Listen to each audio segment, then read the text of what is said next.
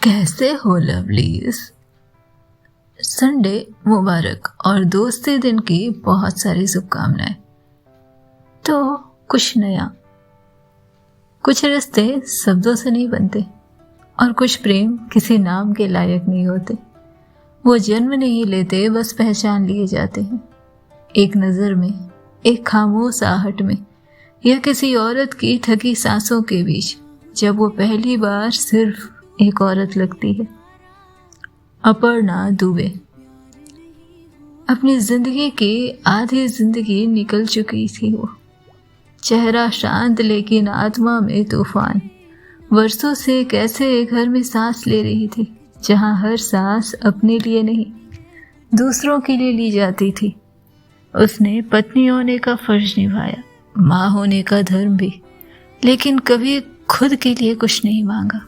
जैसे उसकी चाहत चूल्हे की आंच में गलती चली गई और प्रेम बस किताबों के किनारे पर अधूरी पंक्तियां बनकर रह गया। और फिर आई आरोही अहलुवालिया। कुछ 25-30 की उम्र की रही होगी। खुले विचार, आत्मविश्वास से भरी एक लड़की जो दुनिया को शब्दों से नहीं नजरों से परखती है, जो स्त्री को सिर्फ किसी रिश्ते में नहीं बांधती, वो उसे उसकी खामोशियों में ढूंढती है। और अपर्णा में उसे वही खामोशी मिली जो चुप तो थी लेकिन जीवित थी। कभी कभी किसी की खामोशी में हमें अपनी सबसे ऊंची आवाज सुनाई देती है। और उस दिन आरोही ने अपर्णा को पहली बार देखा था, एक माँ की नहीं, एक अधूरी औरत की नज़र में। और उस नज़र ने एक पूरी कहानी को जन्म दिया। वो नज़दीकियाँ किसी इरादे से नहीं आई थी, वो बस घटती रही, एक कप चाय के साथ, एक कविता की पंक्ति के नीचे, एक बारिश की शाम में बिजली के चले जाने पर। और उस शाम जब भीगे हुए आंगन में अपर्णा खड़ी थी, आरोही की नज़रों ने जो कहा उसे शब्दों की ज़रूरत नहीं थी। कभी कभी प्रेम से बड़ी चीज होती है उसका इनकार।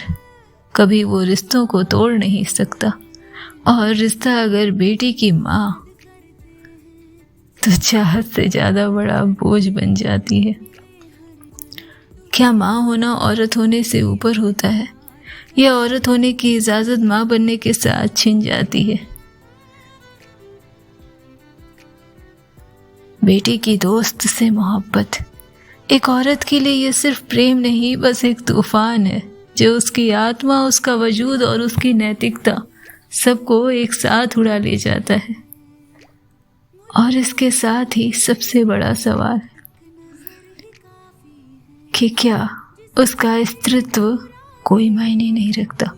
ये कहानी नहीं है किसी निषिद्ध प्रेम की, ये कथा है उस स्पर्श की जो किसी देह को नहीं, आत्मा को जगा गया था।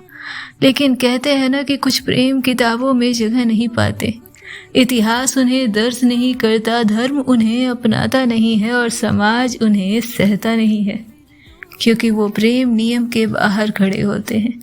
और जब प्रेम नियमों के बाहर खड़ा हो तो उसे प्रेम नहीं, विद्रोह कहा जाता है।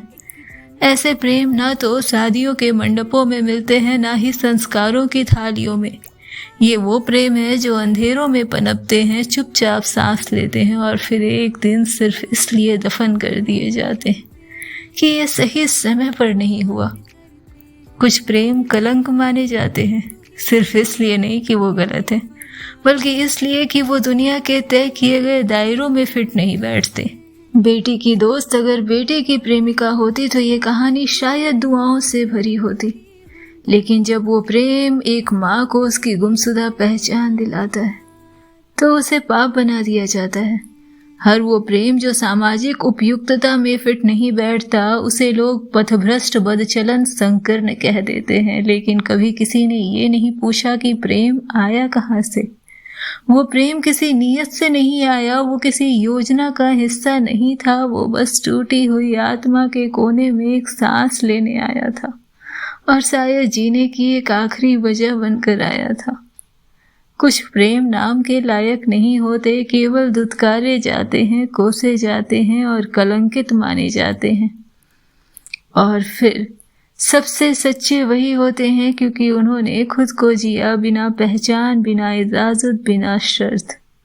आखिर इस प्रेम कहानी में क्या बदलना था अपर्णा दुबे के जीवन में, और ये तूफान आखिरकार उसके जीवन को किस तरह से परिवर्तित करने वाला था। जानने के लिए बने रहे हमारे साथ।